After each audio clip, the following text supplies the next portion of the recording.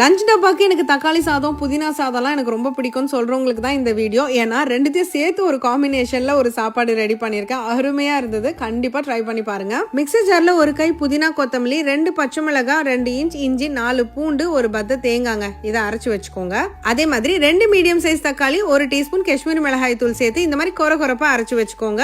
இதை செய்யறதுக்கு நான் ஒரு கரண்டி எண்ணெய், ஒரு கரண்டி நெய் சேர்த்திருக்கேன். உங்களுக்கு எது வேணுமோ யூஸ் பண்ணிக்கோங்க.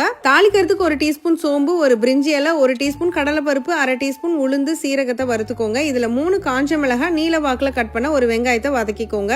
வெங்காயம் நல்லா வதங்கின பிறகு நம்ம ஃபர்ஸ்ட் அரைச்சோம் இல்லையா புதினா பேஸ்ட், அதை சேர்த்து நல்லா வதக்கிக்கோங்க. வதக்கும் போது 1/2 டீஸ்பூன் மஞ்சத்தூள் சேர்த்துக்கோங்க. உங்களுக்கு தக்காளி சேர்க்காம வெறும் புதினா சாதம் மாதிரி வேணும்னா தக்காளியை ஸ்கிப் பண்ணிடுங்க. இல்ல தக்காளி சாதம் மட்டும் தான் வேணும்னா தக்காளி மட்டும் சேர்த்துட்டு புதினாவை ஸ்கிப் பண்ணிக்கோங்க. ஆனா இது ரெண்டுத்தையும் சேர்க்கும் போது அழுக்கு கலர்ல தான் இருக்கும். ஆனா டேஸ்ட் டாப் டக்கரா இருக்குங்க. 1 டீஸ்பூன் உப்பு மட்டும் சேர்த்து நல்லா கலந்து விடுங்க. இதுல வீட்டுல நம்ம பயன்படுத்துற பொன்னி புழுங்கல் அரிசி சாதம் தாங்க. 1/2 மணி நேரம் ஊற வச்சிருந்தேன். 2 கப் அரிசிக்கு 4 கப் தண்ணி ஊத்திக்கோங்க. கரெக்டா இருக்கும். தண்ணி ஒரு கொதி வந்ததும் க்ளோஸ் பண்ணி 2 விசிலுக்கு வேக வச்சுக்கோங்க. ஆனா பிரஷர் ரிலீஸ் ஆனதுக்கு அப்புறம் தான் ஓபன் பண்ணணும். ஓபன் பண்ண பிறகு நெய்ல வறுத்த முந்திரி சேர்த்துக்கோங்க. which is optional. உங்களுக்கு பிடிச்சா சேர்த்துக்கோங்க. அவ்வளவுதாங்க. ஒரு முறை நல்லா கலந்துட்டு நீங்க லஞ்ச் பாக்ஸ் பேக் பண்ணிடலாம். இதுக்கு பெஸ்ட் காம்போ பாத்தீங்கன்னா வறுத்த முட்டை தான். இல்லனா வத்தல் வறுத்து சிம்பிளா எடுத்துட்டு போங்க. சூப்பரா இருக்கும். எங்க வீட்ல என் பையன் என்ன மாதிரி தாங்க. எத்தனை பொரியல் இருந்தாலும் கூட ஒரு முட்டை இருக்கணும். சோ அவனுக்கு முட்டை வச்சு பேக் பண்ணிட்டேன். என் பொண்ணு இதெல்லாம் ரொம்ப விரும்பி சாப்பிட மாட்டா. சோ அவளுக்கு வத்தல் வச்சு பேக் பண்ணிட்டேன். சோ கண்டிப்பா ட்ரை பண்ணுங்க. ட்ரை பண்ணும்போது மறக்காம ஸ்டவ்வோடு சமைக்கும் போது கொஞ்சம் லவ்வோடு சமைச்சிங்கன்னா சுமாரா இருக்கிற சமையல் கூட சூப்பரா இருக்கும்.